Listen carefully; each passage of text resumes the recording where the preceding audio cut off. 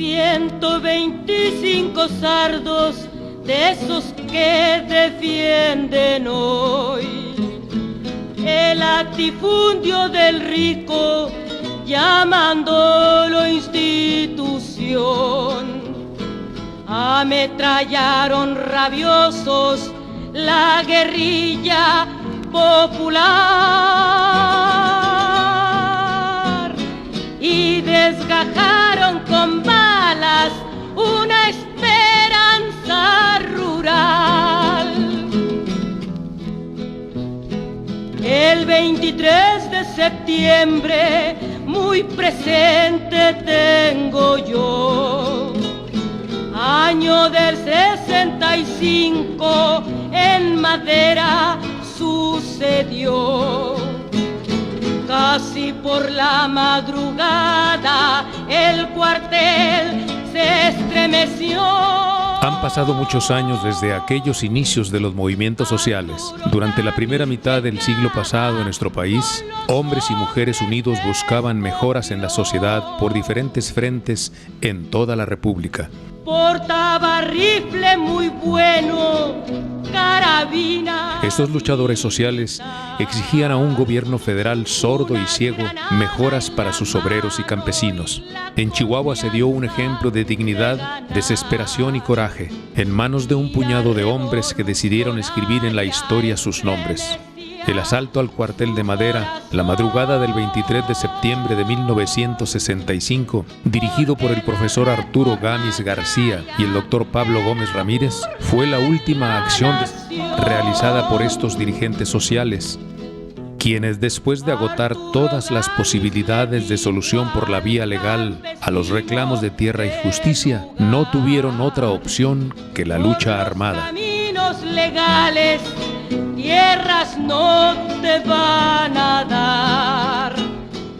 Después de la Revolución Mexicana, uno de los principales reclamos de la sociedad fue la tenencia de la tierra. Sin embargo, los gobiernos locales postrevolucionarios se distinguieron por frenar el reparto agrario, promovieron el latifundio, la agricultura y la ganadería, beneficiando a las clases sociales altas.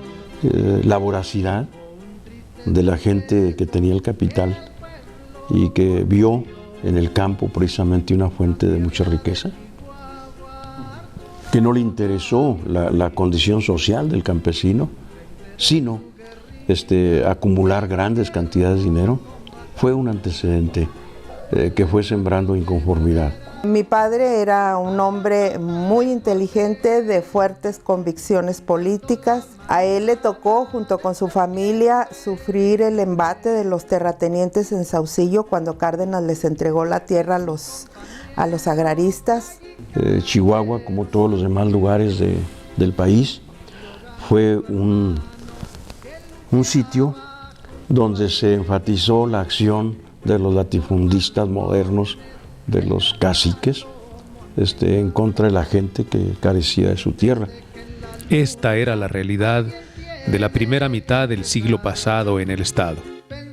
En la región noroeste, el poblado de Ciudad Madera fue creado como municipio el 11 de julio de 1911 por el entonces gobernador Abraham González, debido a la importancia que tenía por la explotación maderera que realizaban en la región algunas compañías norteamericanas, las cuales habían sido beneficiadas por el porfiriato para la explotación de los recursos forestales y minerales.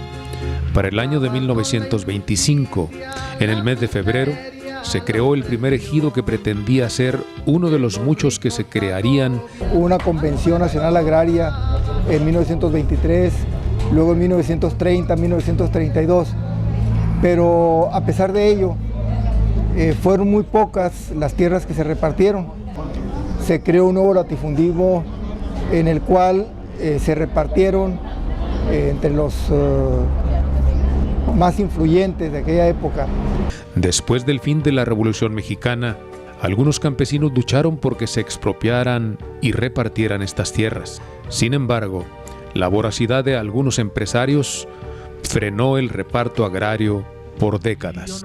El latifundio lavavícola estaba ubicado en esta región. Casi la tercera parte del estado era propiedad de William Randolph Hearst, magnate del periodismo en Estados Unidos. Tenía una fuerte influencia en la política de México en aquellos años. El ferrocarril del noroeste, que pertenecía a una compañía inglesa, tenía concesionadas 600,000 hectáreas de bosque bajo el pretexto de que requería combustible. Cuando los ingleses deciden vender el ferrocarril, parece que se ponen en contacto con Eloy Ballina, y Eloy Ballina tenía relaciones con Miguel Alemán, y entrando a la presidencia de la República, Eloy Ballina compra el ferrocarril del noroeste a un precio muy bajo, pero además al comprar el ferrocarril recibe también la concesión de bosque. Y cuando termina Miguel Alemán en 1952, el gobierno compra el ferrocarril a un precio mayor del que había pagado Eloy Ballina, tanto por el ferrocarril como por la concesión boscosa. Entonces, al final, Eloy Ballina se queda con la concesión y de ahí surge Bosques de Chihuahua. Hay lugares dentro de ese gran latifundio de cientos de miles de hectáreas donde hay habitantes que viven de la pequeña siembra en pequeñas explanadas o que viven también de explotar el bosque. Entonces, esos campesinos son los que empiezan a luchar por obtener una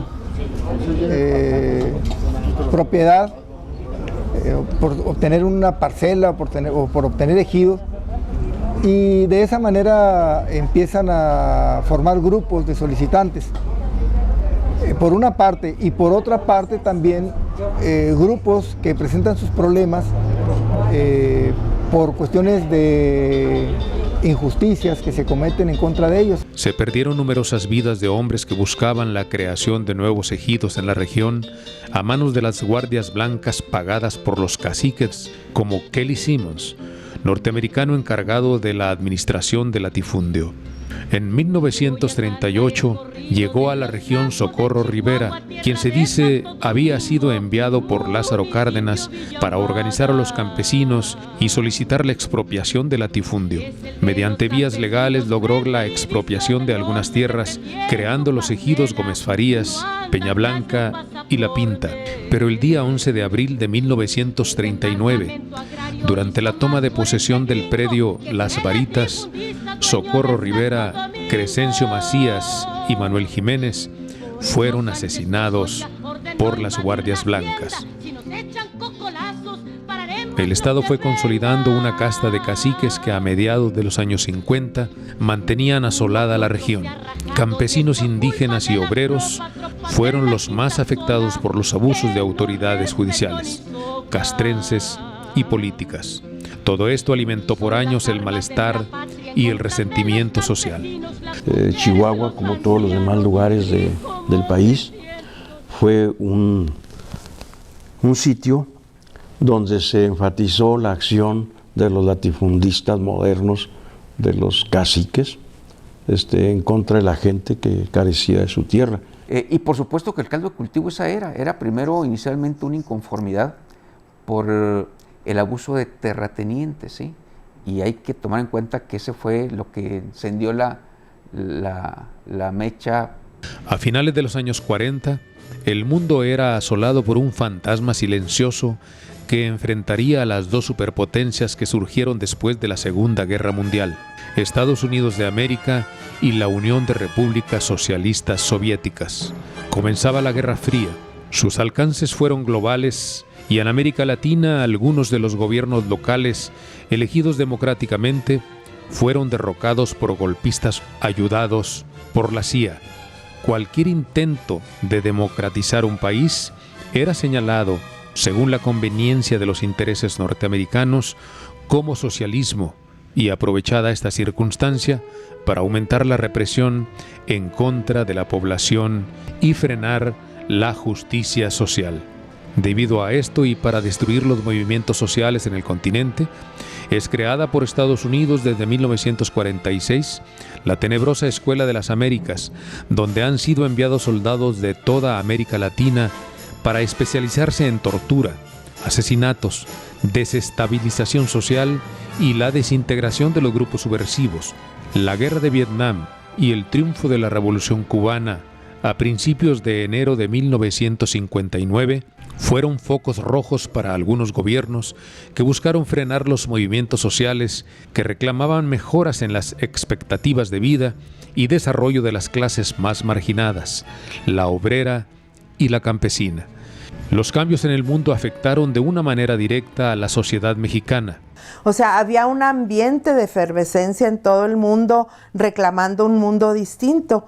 Y bueno, pues los jóvenes mexicanos no éramos la excepción, estábamos en ese ambiente. Entonces había una gran movilización internacional y nacional que nos promovía pues a la lucha social. Se dice pues que los 60 fue de rebeldía y de crisis, de lucha, de cambios, y es cuestión de sentarse a verlo en la historia, no solo nacional sino internacional. En México, estos reclamos surgieron en diferentes estados. En Morelos, Rubén Jaramillo, exmiembro del Ejército Zapatista, se dio a la tarea durante 4 décadas de buscar la justicia para el campesino morelense. Sin embargo, la falta de conciliación del gobierno federal terminó con su existencia. Este hecho significó apenas el principio de lo que sería la Guerra Sucia en México. Guerra que dejaría en más de 2 décadas innumerables asesinatos y desapariciones forzadas realizadas por los gobiernos de esos años. Este fue el panorama que recibió México a principios de los 60, con Adolfo López Mateos como presidente. Y todas esas luchas van empujando la justicia en el campo, la justicia de los obreros, etcétera. Los focos de inconformidad brotaban y eran alimentados por la injusticia hacia un pueblo que se sentía abandonado por las autoridades. Estos hechos sirvieron para que en el estado de Chihuahua, maestros rurales que crecieron entre las vejaciones de las clases dominantes comenzaran un movimiento reivindicador de las clases populares en organizaciones como la Unión General Obrera y Campesina de México, UGOCEM. La UGCM aprovechó la protesta que ya existía en Chihuahua de los campesinos. Anteriormente hubo marchas de protesta de la región de Madera, precisamente encabezadas por un muchacho Luján, hijo de un maestro que fue asesinado de una manera muy cobarde y que era el líder de los campesinos en Madera. Aquí recojo el testimonio de Raúl Gómez Ramírez. ¿Por qué Raúl Gómez Ramírez?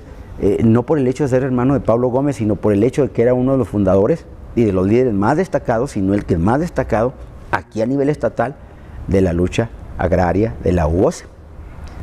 Desde la década de los 40, entonces, sáquele usted cuentas, más de 50 años fue un luchador social, magisterial, estudiantil. Ese fue Raúl Gómez Ramírez. Era la Unión General de Obreros con un concepto de unificar a los campesinos y a los estudiantes. Se da aquí precisamente en Chihuahua con esos 2 elementos. Esta agrupación y luego las escuelas rurales. Por eso la figura de los maestros, ¿sí?, son la pieza central, porque son ese ligue que se da en este momento. Al comienzo de los años 40, la Sierra de Chihuahua se había convertido en una tierra sin ley. Los cacicazgos, como el que formaban las familias Ibarra y Vega, sembraron el terror y la desolación entre la población, que se fue hundiendo en la miseria y el abandono. Cuando se cancelan y se convierten en concesiones forestales, entonces los latifundistas van al acaparamiento de tierras, y las tierras que eran ya propiedad durante generaciones de los campesinos empiezan a ser despojadas mediante distintos subterfugios. Por ejemplo, la petición de presentaciones de títulos de propiedad. Ante esta ola expansiva de despojo empieza la resistencia campesina. El cacicazgo de los Ibarra se formó a base de despojos violentos y asesinatos. Llegó a abarcar desde Temozachi, Sonora, a Temozachi, Chihuahua. Se apropiaron aproximadamente de 250,000 hectáreas, después de haber despojado a sus dueños originales a punta de pistola y amenazas, convirtiendo a muchos de ellos en peones mal pagados, sometidos a un sistema de tiendas de raya y al desalojo de las tierras que les habían pertenecido. Es un grupo de caciques locales que trabajan en común acuerdo con la compañía Bosques de Chihuahua. Son, como quien dice, los portavoces del poder, de los intereses de los grandes capitalistas, porque obviamente los grandes capitalistas no dan la cara, entonces la cara la dan personajes de la comunidad. El 11 de julio de 1959, el campesino Anselmo Enríquez Quintana fue asesinado por los pistoleros de José Ibarra a fin de despojarlo de sus propiedades. A pesar de que se consignaron los hechos y se giró orden de aprehensión contra el cacique, este nunca fue molestado por la policía. Cerca de 2 meses después, le sucedió lo mismo al profesor Luis Mendoza a manos de Rubén Ibarra Ayala, hijo del poderoso cacique Florentino Ibarra. Rosendo Gaitán fue uno de los muchos propietarios que fueron hostigados por la compañía Bosques de Chihuahua y la compañía ganadera Los Cuatro Amigos para que abandonara la región y sus tierras. Al buscar ayuda, conoce al profesor Francisco Javier Luján Adame, militante de la UGOSEM. Se había convertido en el organizador de los campesinos que reclamaban la tierra. Él empieza a luchar contra el latifundio concesionado a maderas, a Bosques de Chihuahua, y finalmente es asesinado. Esto alertó a los caciques y el 27 de noviembre de 1959 es asesinado en la sala de su casa el profesor Luján Adame a manos del mercenario Encarnación García Muñoz. Los campesinos se movilizan repudiando el crimen y exigiendo justicia. Encarnación fue sentenciado a 8 años y 6 meses de prisión. Sin embargo, al poco tiempo recuperó su libertad. Cuando vino López Mateos aquí a Chihuahua, precisamente hubo una caravana a pie de Madera hasta Chihuahua, y el núcleo encabezado por Luján entrevistaron a López Mateos y le hicieron planteamientos muy serios en relación a la problemática que había en Chihuahua. Ya en ese momento Álvaro Ríos les acompañó, o sea, la UGOSEM ya tenía presencia en Madera. Un grupo de inconformes fue recibido y escuchado por el presidente.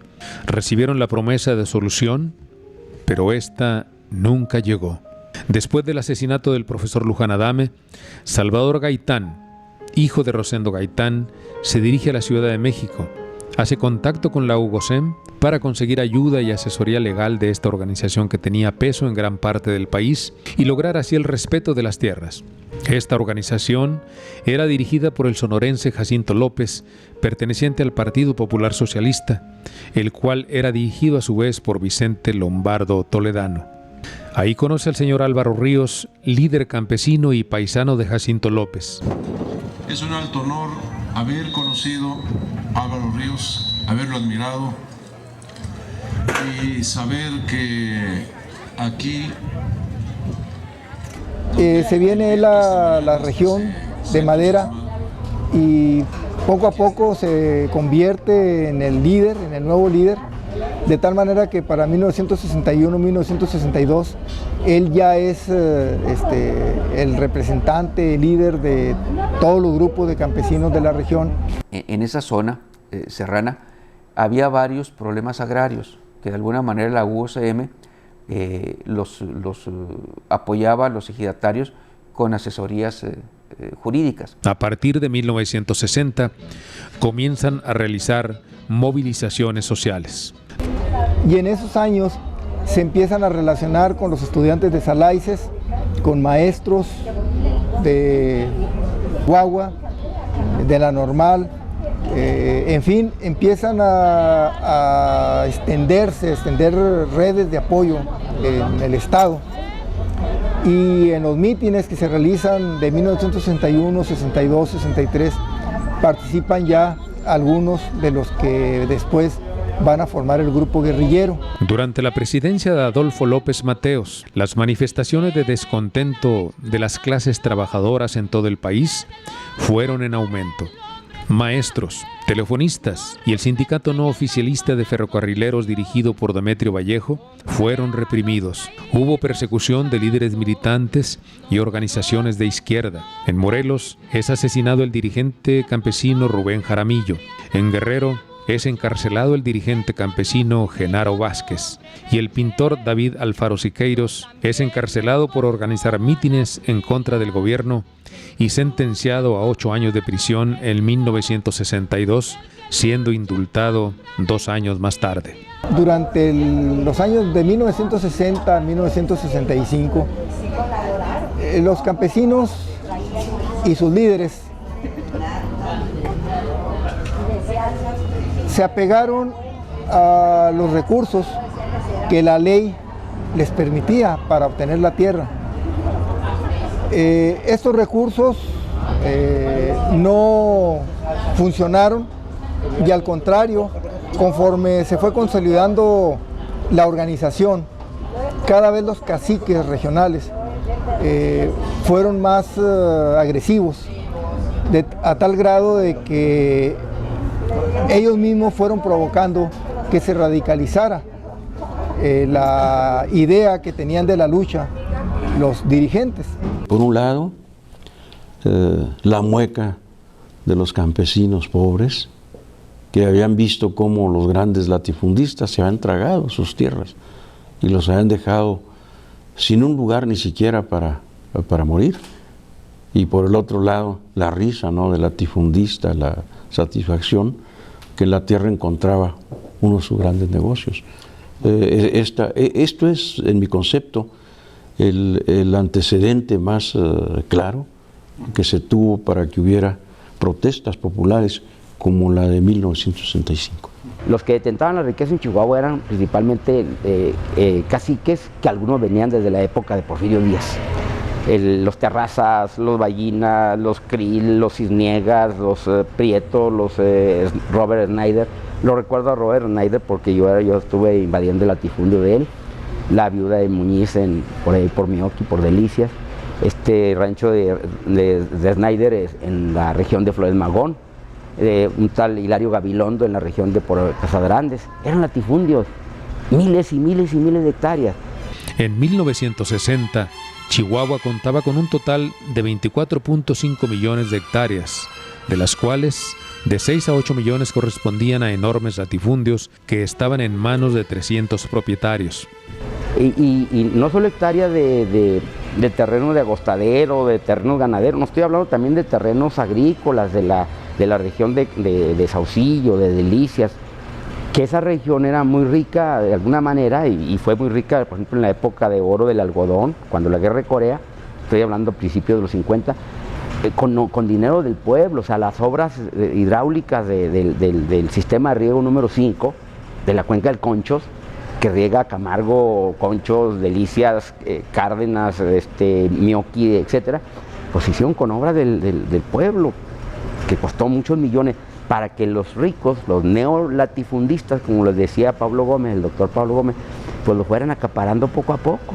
Tan solo Luis Terrazas por esas fechas era propietario de 1,5 millones de hectáreas, seguido de cerca por la compañía Bosques de Chihuahua SDRL, propiedad entre otros del banquero Carlos Trullet y el licenciado Antonio Ortiz Mena, entonces secretario de Hacienda y Crédito Público.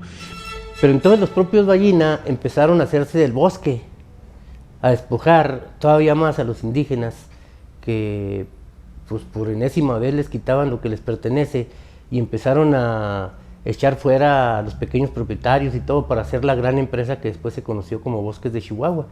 Bosques de Chihuahua, que de alguna manera es consecuencia de nuestra lucha, el acabar con Bosques de Chihuahua como latifundio, y se crea el aserradero más grande de América Latina en la época de Luis Echeverría. Estoy hablando cuando llega Luis Echeverría a repartir ese bosque, a repartir ese inmenso latifundio y dice, vengo a acabar con el mito de Madera.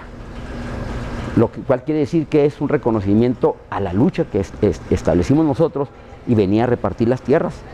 Tuvieron varios brazos armados los Ibarra, precisamente de Matachic, que por ahí es donde se ubican estos señores, todavía quedan, los Prieto y los Vega.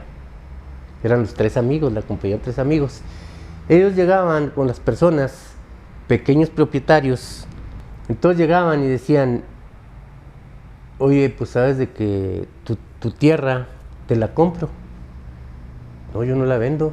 No, pues si no la vendes, pues te la quitamos porque tu certificado ya no vale.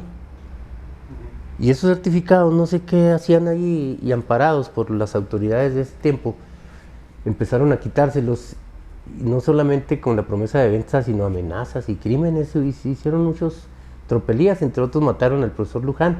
Fueron varios los factores que acrecentaron la crisis social en Chihuahua. A finales de los años 50, el desarrollo de tela sintética desplazó parcialmente el algodón. Esto desató una crisis en diferentes municipios tradicionalmente algodoneros. Obligó a muchas familias a emigrar a la capital. Además, a principios de la década de los 60, la gran mayoría de los terratenientes se dedicaban a la ganadería, debido a las ganancias que esto producía al exportar el producto a los Estados Unidos. La excesiva venta de productos cárnicos produjo desabasto e incremento en el costo del producto, el cual ha sido históricamente base de la alimentación en la entidad. Se agudizó así el hambre y la miseria.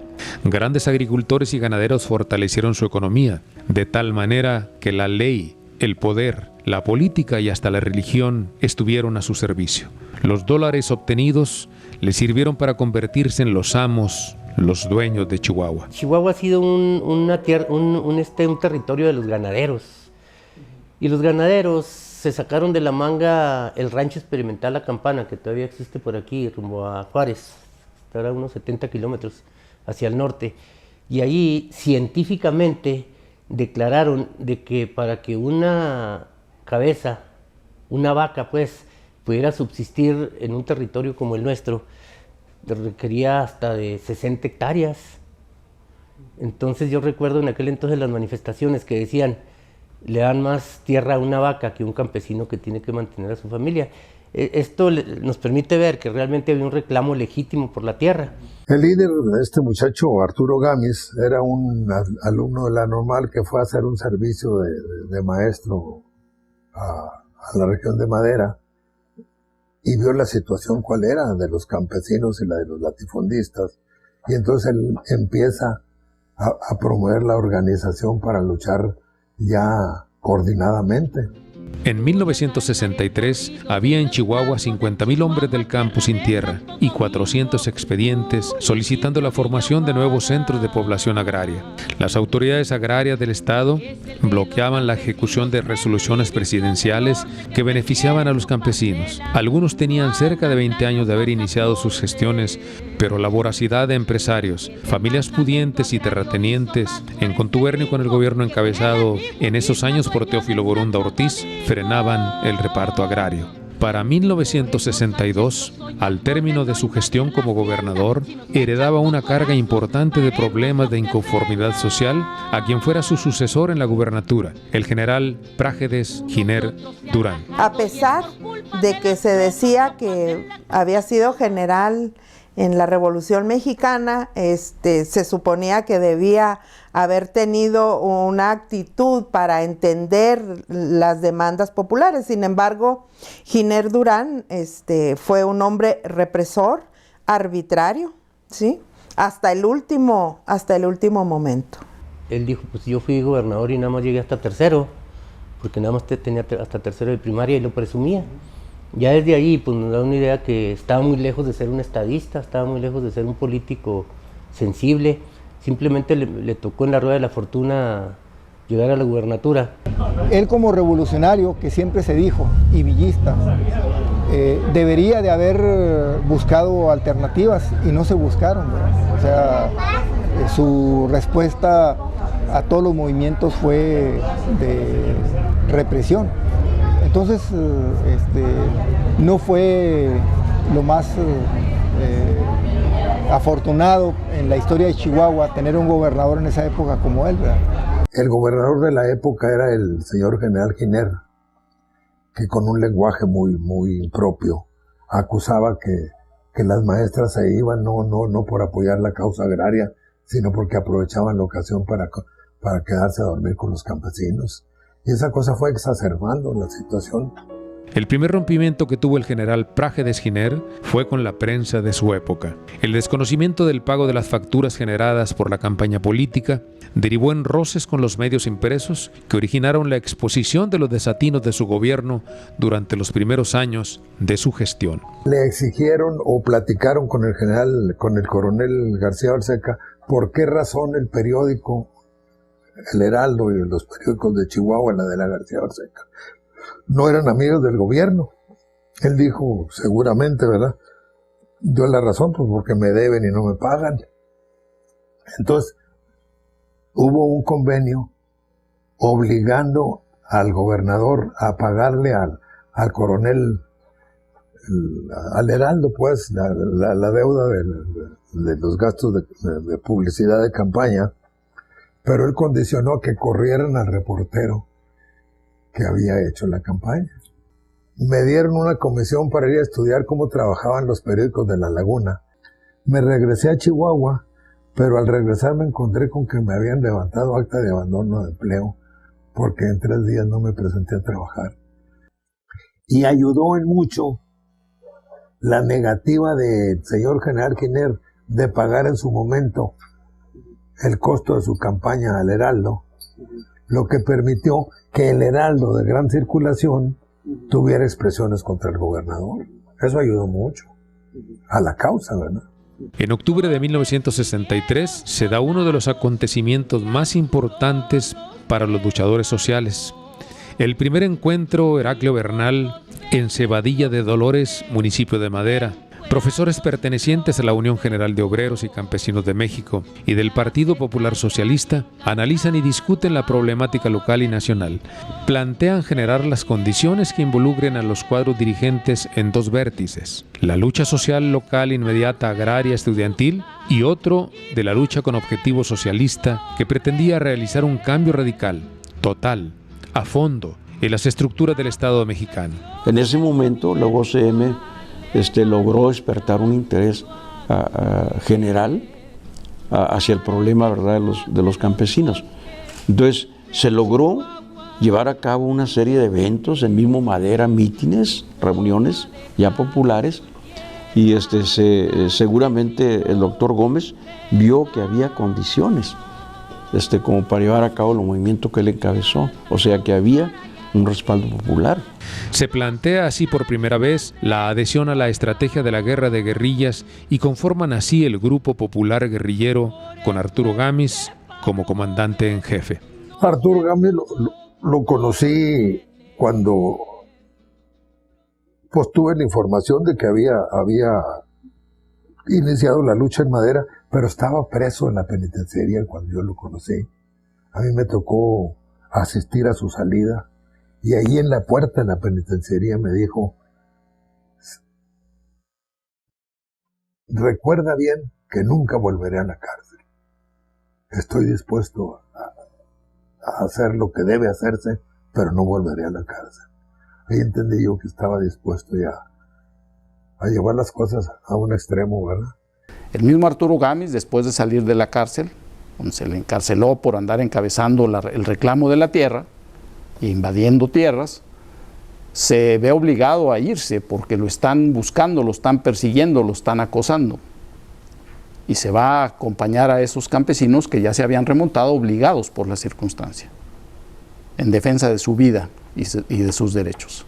Existió, aparte del grupo guerrillero, del grupo popular guerrillero, existió una red urbana que era la que abastecía al grupo pues, de lo más elemental en aquel tiempo, de lo más elemental.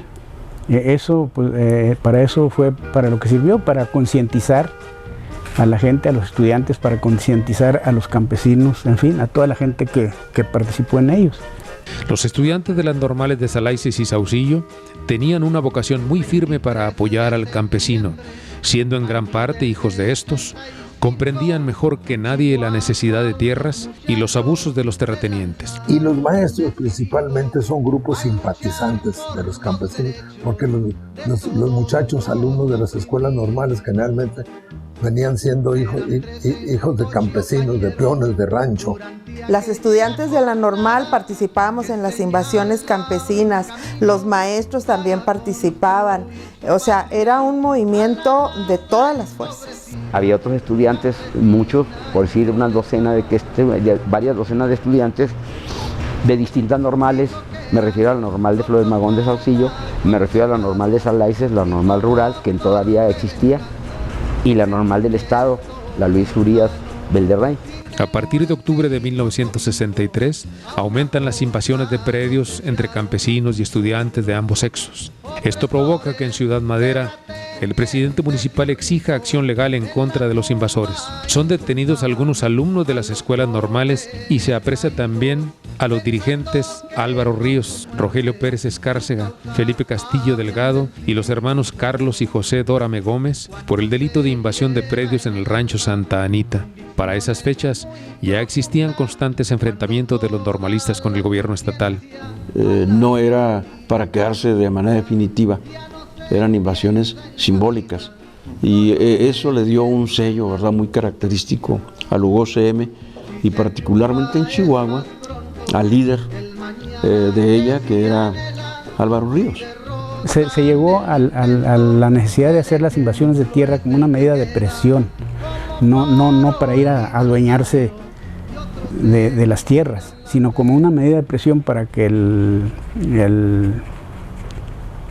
las autoridades agrarias de aquel tiempo hicieran caso a las solicitudes. Y bueno, pues la respuesta del gobierno era agresiva, la echaban al ejército, el ejército nos sacaba de los predios y bueno, pues provocaban la violencia. Yo por razones del oficio tuve mucho contacto con el licenciado Oscar Flores y muy preocupado le dije, mira, te voy a presentar con el licenciado Oscar Flores. Él es abogado de bancos y de latifundistas. Es gente muy influyente. Vamos viéndolo para que platiques con él, a ver si le movemos el corazón o la inteligencia y que sea un aliado en esta causa, a ver qué nos aconseja. Llegamos el doctor y yo, empezaron a platicar a nivel universitario el licenciado y el doctor, pero llegó un momento que le salieron esos exabruptos que no eran muy raros en el señor licenciado Flores, y le dijo, mire doctor, yo lo que concluyo en usted es que usted es un delincuente social. Dijo, yo soy un luchador social, no un delincuente social. Me refiero a que usted es un médico formado en las escuelas del Estado. Usted le ha costado mucho dinero al país y resulta que trabaja de profesor ahí en la escuela de Saucillo y se dedica a agitar a los campesinos, que ese es un médico que le debe al país su formación científica. Y le dijo, mira, Oscar, yo soy tan universitario como lo eres tú. Trabajo de profesor y mi sueldo de médico lo dedico en financiar las actividades de médico porque soy un médico que imparte gratuitamente sus conocimientos. Y tus servicios de abogado son de usurpadores, de traidores. Muy fuerte estuvo la cosa. Felizmente los pude tener porque Pablo además era muy bueno para los fracasos. En todas esas escuelas existieron confrontaciones con las autoridades educativas. Los alumnos les exigían mayores prestaciones económicas que les permitieran culminar sus estudios en condiciones más decorosas, situación que se agravó por las invasiones campesinas organizadas conjuntamente por la UGOCM, el Partido Popular y las normales rurales. En este contexto, el magisterio jugó un importante papel organizador entre las masas campesinas e indígenas. De esas luchas salieron gran parte de los guerrilleros de la dirección político-militar en 1964. Giner tenía un conflicto con el magisterio del Estado, que era uno de los grupos, de los movimientos más fuertes y más importantes en la entidad, como lo sigue siendo, de tal suerte que le habíamos hecho mítines en su contra en todas las cabeceras de los municipios. Por otra parte, habíamos ordenado desde la sección 40, ahora 42, paros escalonados durante toda una semana. La lucha del magisterio en aquel tiempo era por conseguir la nivelación de salarios con el magisterio federal. El magisterio federal tenía prestaciones muy importantes y ganaba mucho más que los maestros del Estado, no obstante a que la constitución política del país establece y establecía que para un trabajo igual en calidad de tiempo correspondía igual salario. Entonces el gobierno del Estado estaba violando la Constitución. Arturo Gámez se destacó como dirigente estudiantil de las normales rurales junto a Miguel Quiñones. El grupo realiza peticiones, gestiones e instrumenta diversas formas de lucha. Los plantones en la Plaza Hidalgo, paradas permanentes en las distintas oficinas de los gobiernos estatal y federal, la toma del DAC y las invasiones de tierra. Estas invasiones las llevan a cabo por varias partes del estado de Chihuahua e incluso en algunas regiones de Sonora y Durango. De la participación solidaria de los estudiantes normalistas sobresalieron, entre otros, estudiantes de las escuelas normales como Rafael Martínez Valdivia y Óscar Sandoval Salinas. La normal del estado fue un semillero, ¿no? En donde nuestros profes, si bien no nos decían, órale, manse a la guerrilla, pero sí nos dieron una formación entre José Ingenieros Positivista y Marx. Ahorita yo creo que uno de los retos es hacer estudios de ideología de quienes nos formaron en aquel entonces. Pero tuvo su eco fuera de la normal en el Partido Popular Socialista, particularmente en la Juventud Popular Socialista, sin que esto lo alentara Lombardo, sino que fue un espacio en donde los jóvenes de aquel entonces, José María Larena, muerto, no en combate en madera, pero sí que era parte de ese grupo, ¿no? Hildebrando Gaitán, mi hermano Manuel, Óscar, bueno, una serie de jóvenes, una cincuentena de jóvenes que ahorita se me escapan los nombres, Arturo Gámez mismo, encontraron un espacio donde discutir, donde debatir, donde leer, y lo encontraron en la Juventud Popular Socialista. Aquí se formaron grupos. Aquí se formó un grupo que promovió el Partido Popular Socialista, que se llamaba Grupo Amigos de Cuba. Y entonces ahí se abrió totalmente la participación de todos. Fue una de las ocasiones en que la gente militante en el PRI, incluso sus dirigentes, estuvieron totalmente de acuerdo en apoyar a Cuba.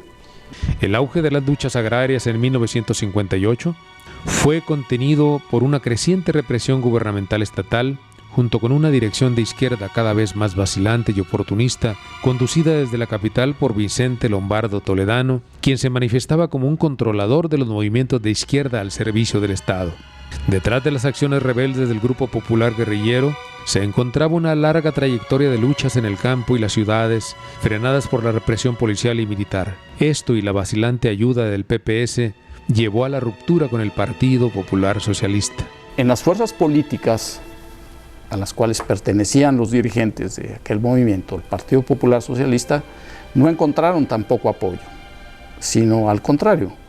Se les criticó, se les llamó hasta provocadores, se les denunció políticamente diciendo que estaban provocando para que se lastimara al gobierno nacionalista, como le mencionaba el Partido Popular Socialista, a cualquier presidente de la República que fuera, y entonces se vieron también aislados. No entendían la dinámica de las luchas sociales y desde luego no estaban de acuerdo con la lucha armada, pero después de los hechos que ya se habían dado aquí, de autodefensa de la gente de Cebadilla de Dolores en contra de los caciques y todo, era más que obvio, y de la represión sobre todo, que la dirigencia estaba preparando la lucha armada, entonces el partido no estaba de acuerdo con eso. Él pertenecía a ese movimiento. Tal vez haya sido poco dicho eso. Él pertenecía en la parte ideológica a ese movimiento. Incluso él aportaba económicamente y a través de su obra y todo esto, él aportaba a ese movimiento. Pero desde el punto de vista ideológico, él desconocía, al menos eso me contaba él a mí, que él desconocía que el movimiento era armado. Él lo veía como un movimiento ideológico solamente y desde ese punto de vista él lo apoyaba. Arturo Gámez y los principales dirigentes del núcleo guerrillero en Chihuahua se desligan del Partido Popular debido a que desde 1958 Vicente Lombardo Toledano comenzó a propiciar públicamente una política de acercamiento del Partido Popular con el Partido Revolucionario Institucional, con el argumento de que con la llegada de López Mateos a la presidencia, el gobierno cumplía los propósitos de la revolución. Desde esos momentos sumó sus fuerzas y la desorganización con las del partido oficial y mantuvo su apoyo a los sucesivos candidatos presidenciales del PRI. Así, el Partido Popular abandonó su principal bandera de lucha, la aplicación de la reforma agraria, al aceptar la tesis gubernamental que dio por terminado los repartos de tierras. Se convirtió en el mejor defensor de la reforma integral propuesta por López Mateos en el marco de la Alianza para el Progreso, impulsada por el entonces presidente de los Estados Unidos, John F. Kennedy. En síntesis, se planteaba el agotamiento del reparto de tierras. Dichas medidas fueron contrarias a los intereses de la Unión General de Obreros y Campesinos de México, UGOSEM, y del propio Partido Popular Socialista. Precisamente esa frase de vivir fuera del presupuesto es vivir en el error, es una frase de Lombardo Toledano. El 29 de febrero, dinamitado el puente Sirupa en el camino industrial de Bosques de Chihuahua, se encontró un cartel donde se exigía la libertad de los líderes campesinos y estudiantes, así como la solución de los problemas agrarios. Esta fue la primera acción armada del Grupo Popular Guerrillero. Grupos de campesinos empezaron a responder a las agresiones de los guardias, de los terratenientes en la zona, desarmándolos, o incluso respondiendo con armas de fuego al ataque de parte de esos guardias blancas. A un sobrino de los Gaitán, un muchachito de 9 años, más o menos, lo torturaron, lo agarraban y le ponían una soga en el cuello y lo colgaban para que dijera dónde andaban sus tíos. Y bueno, pues eso precisamente fue lo que causó enojo en nosotros, en el grupo. Dijimos, no, pues hay que pararlos. Desde luego, pues ellos andaban protegiendo a los Ibarra y los Ibarra les daban todo lo necesario a ellos, les daban casa, les daban, pues qué sé yo, todo lo necesario. Se le prendió fuego a la casa donde estaban y no tuvieron más remedio más que rendirse. Y hubo una balacera de aproximadamente unos 20 minutos, media hora, porque no querían rendirse y empezaron a disparar. Bueno, pues entonces se contestó el fuego.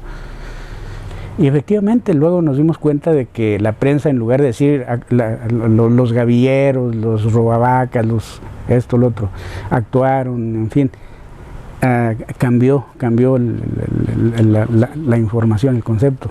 Entonces ya dijeron, Arturo Gámez se da el lujo de capturar a sus enemigos y perdonarles la vida.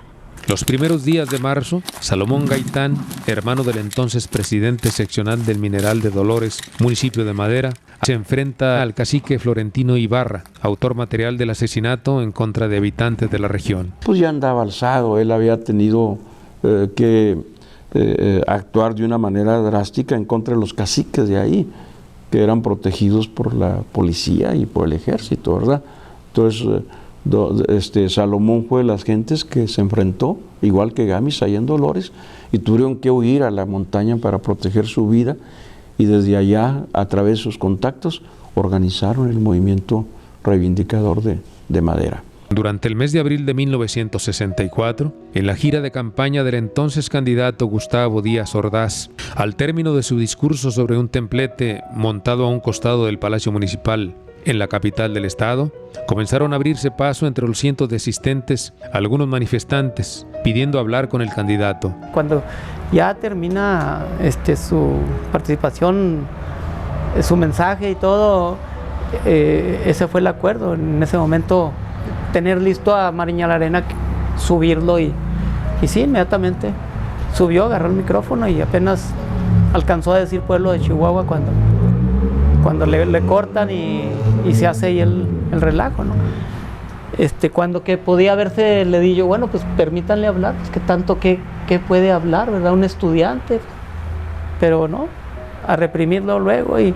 El templete donde estuviera presente el candidato momentos antes arde en llamas mientras se desata una lucha campal en el lugar del mitin.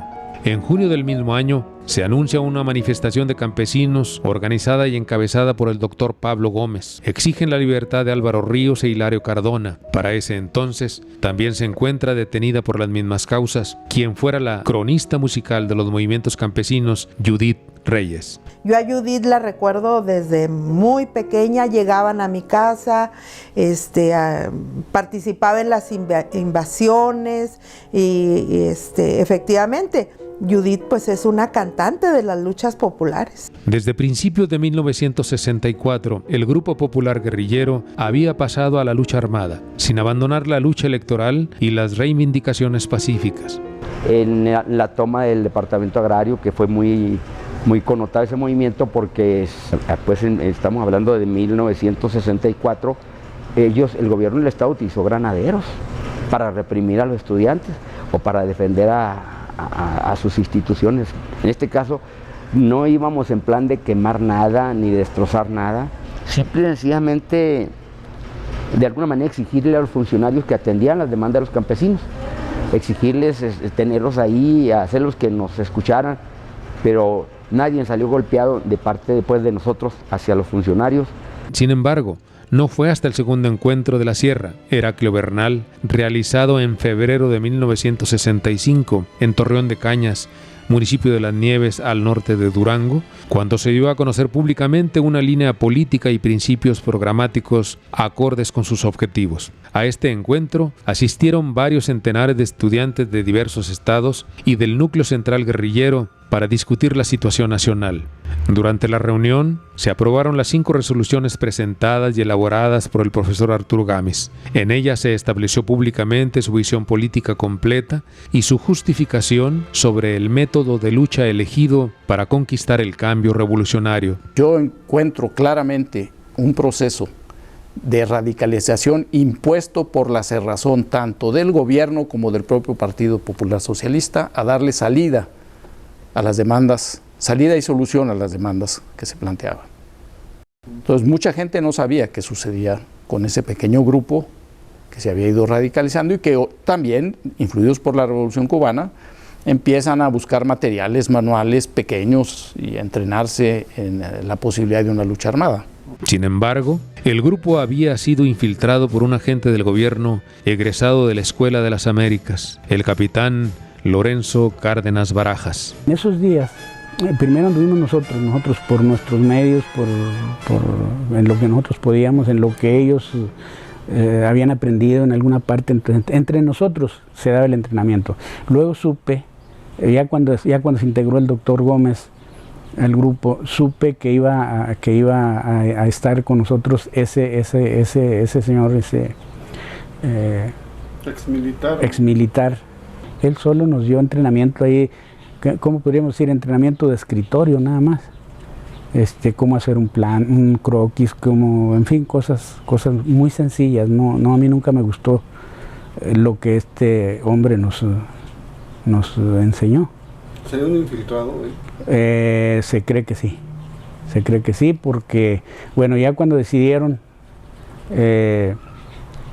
que se trasladara de nuevo, ya cuando se hizo el plan del ataque al cuartel de Ciudad Madera y todo eso, cuando decidieron Gámez, el doctor Gómez, Salomón Gaitán, que nos regresáramos a la sierra, mandaron gente adelante a que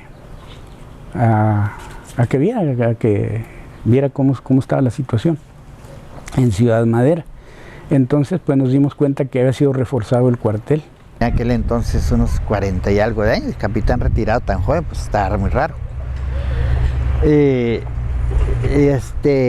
Y además nosotros establecimos, no me acuerdo, de alguna otra forma contactos con los cubanos.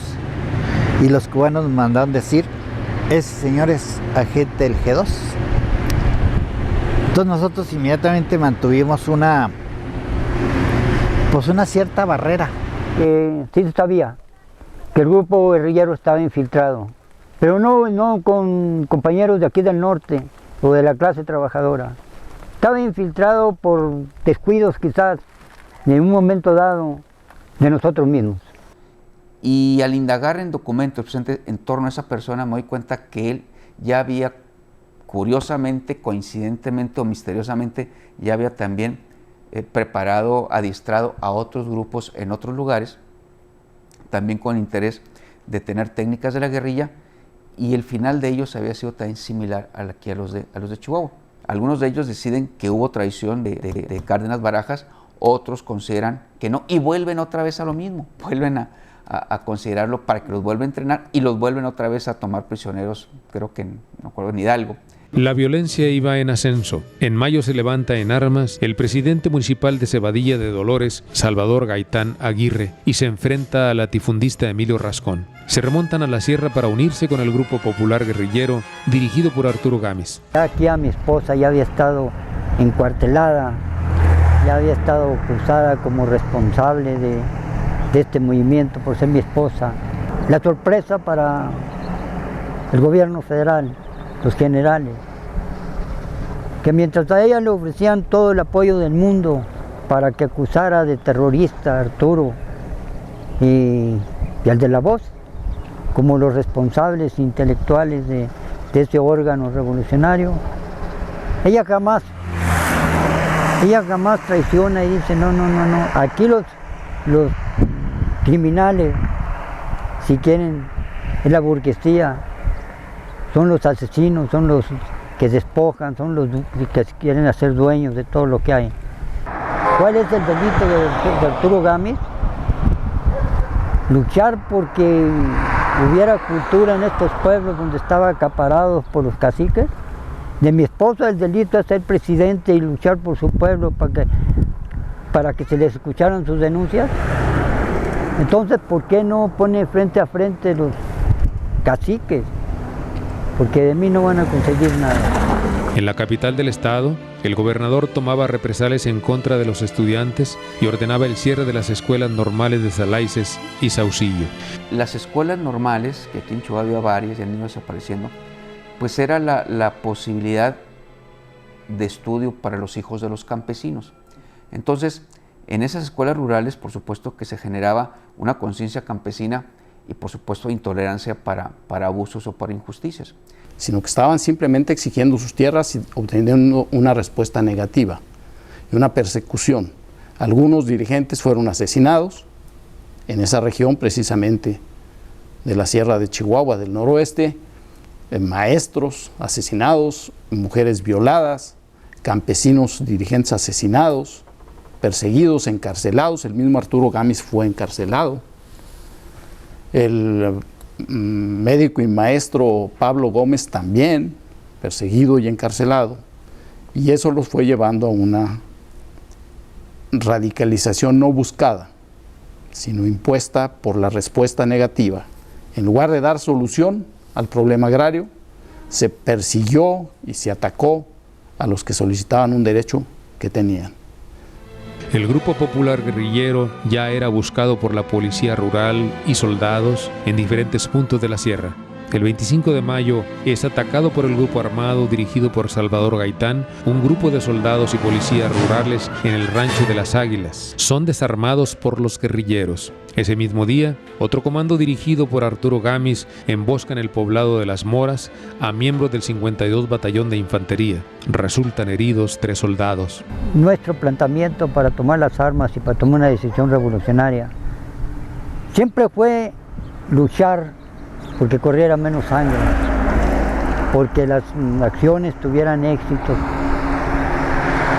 Y desgraciadamente que aquí, aunque lucharon los compañeros, también miembros de gobierno cayeron aquí, no nomás revolucionarios, no nomás guerrilleros. Debido al éxito de la campaña guerrillera en los meses anteriores, comienza a discutirse la posibilidad de atacar el cuartel militar en la ciudad de Madera.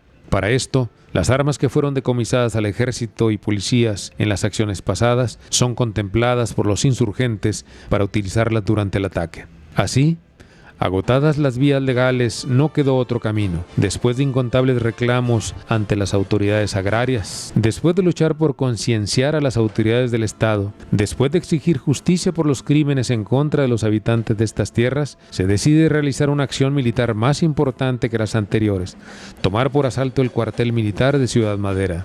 El plan se hizo desde la Ciudad de México, Pero ya la última orden que se dio fue ya unas horas antes, no, pues lo vamos a hacer. Y sí, pues para muchos de nosotros era muy difícil que pudiéramos hacer algo que salir pues triunfantes de aquella acción, para muchos de nosotros. Pero bueno, Arturo Gámez era el jefe y él dijo hay que hacerlo.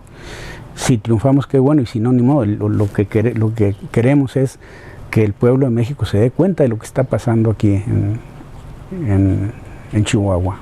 Se trataba de una acción más, no de una acción final, suicida, ni mucho menos, sino de un intento de que avanzara más rápidamente y mejor el movimiento que estaban ya en ese momento obligados a llevar adelante. Cuando él se entera de la masacre en Madera, de que la cuestión era armada y de que había habido el cuartelazo y los muertos, todo este asunto, él pues le impacta mucho ver a sus amigos ahí en esas fotografías, porque eran sus amigos todos ellos.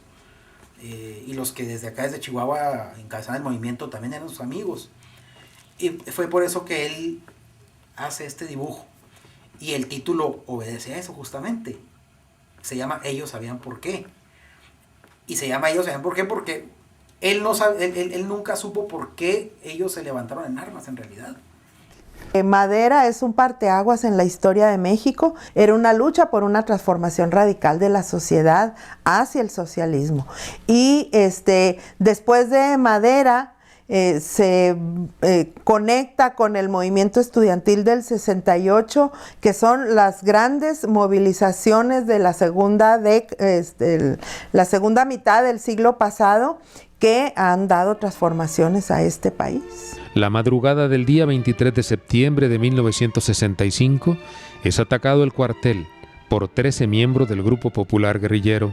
Un puñado de hombres formado por estudiantes, maestros y campesinos deciden que esta es la única forma de conseguir justicia para todos los campesinos de la región.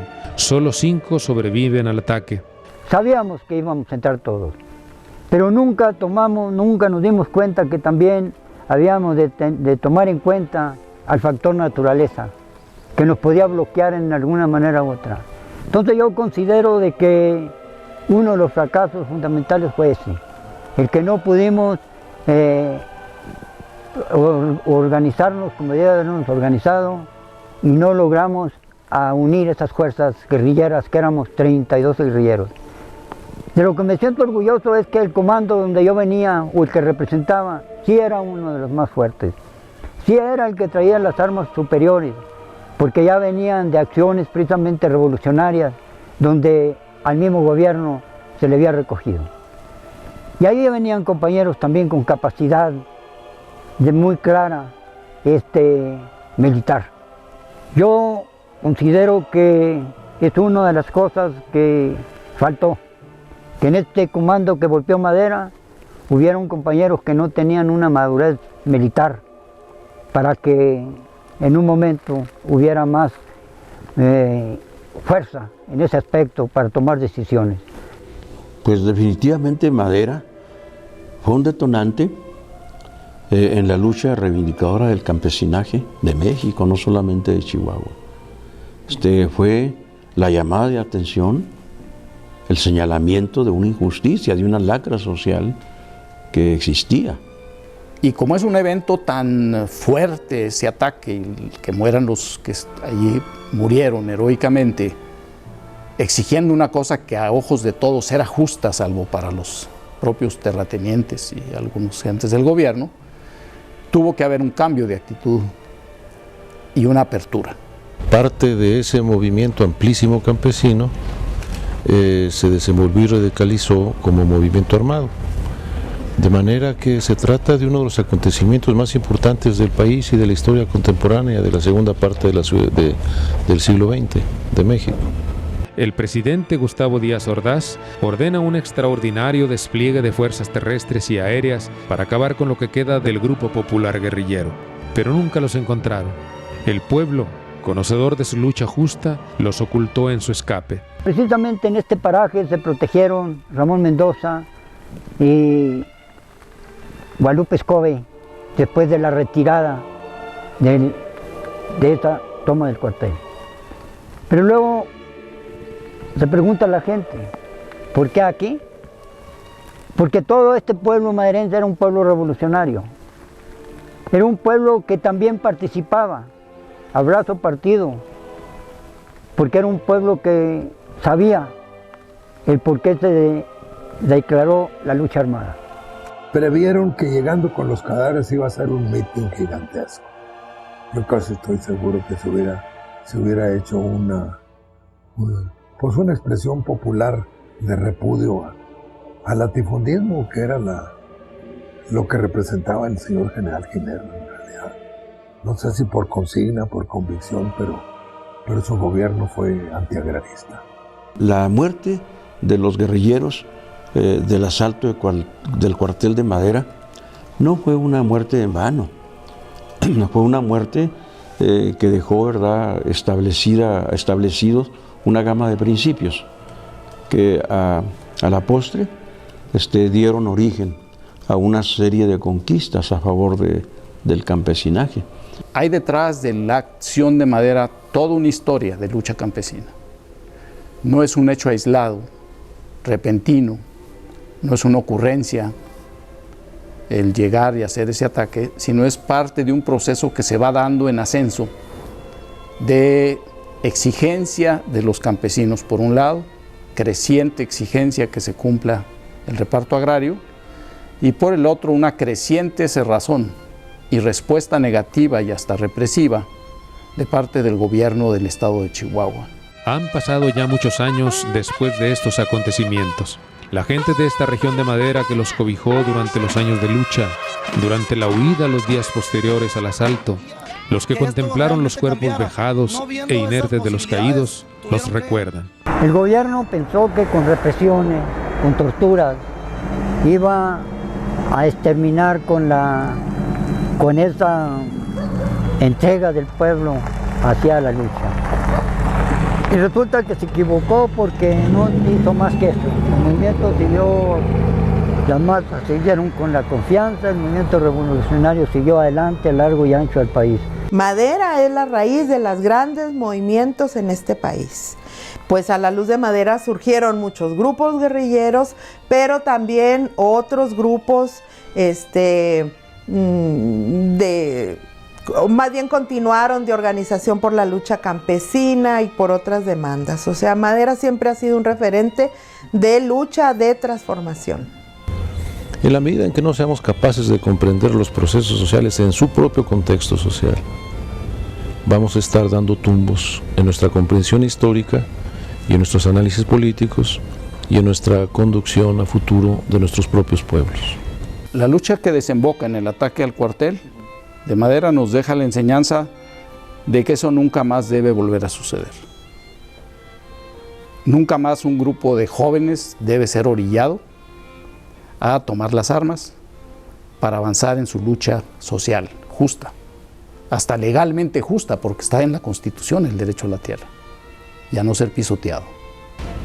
No solamente la novela sirvió de reencuentro de versiones y de complemento de versiones, sino también de encuentro personal, como lo dice en su libro A Cornelas. Entonces yo creo que se merecen un reconocimiento grande, un monumento como ejemplo de una serie de jóvenes idealistas que en su momento marcaron un hito en la historia de México y Chihuahua.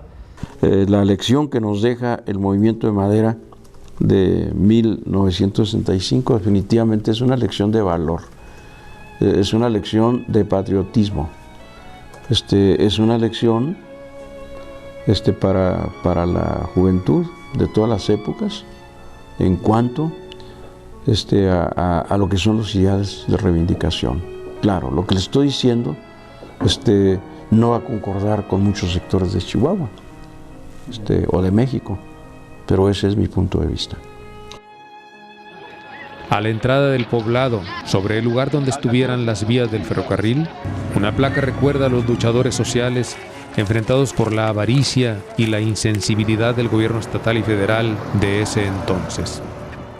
Cada aniversario, un mar multicolor de flores cubre las tumbas en el cementerio de la ciudad de Madera. Esa fosa común que pretendió ser un castigo, unió en eterna hermandad a todos aquellos compañeros de armas y sueños. Luchadores sociales de todo México se dan cita en este lugar para recordar a aquellos que a cambio de su sangre lograron el reparto de estas tierras. Durante los siguientes meses y años, gracias al sacrificio de los caídos y ante la presión de los líderes sobrevivientes como Álvaro Ríos, fueron expropiados estos latifundios y repartidos por el gobierno de la República las tierras a los ejidatarios de la zona. La lucha de estos hombres que dieron su vida desinteresadamente por los demás había ganado la batalla. Que el gobierno combatió fue en la estación de Madera, al asaltar el cuartel, despuntando la mañana de septiembre 23. 7 de sus compañeros allí cayeron también. Emilio Gámez, su hermano, que luchaba junto a él. El buen doctor Pablo Gómez, el gran Salomón Gaitán, conscientes de que en la lucha alguien tiene que empezar, pensando solo en el pueblo y cumpliendo su deber.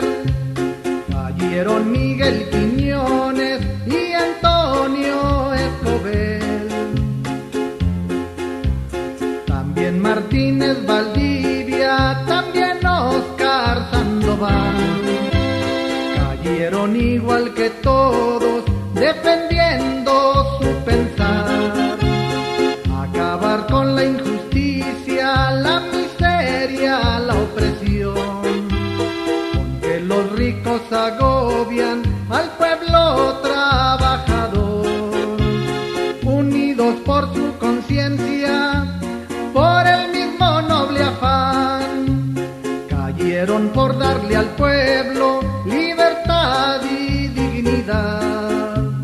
8 revolucionarios en aquel amanecer lucharon hasta la muerte, ellos sabían por qué.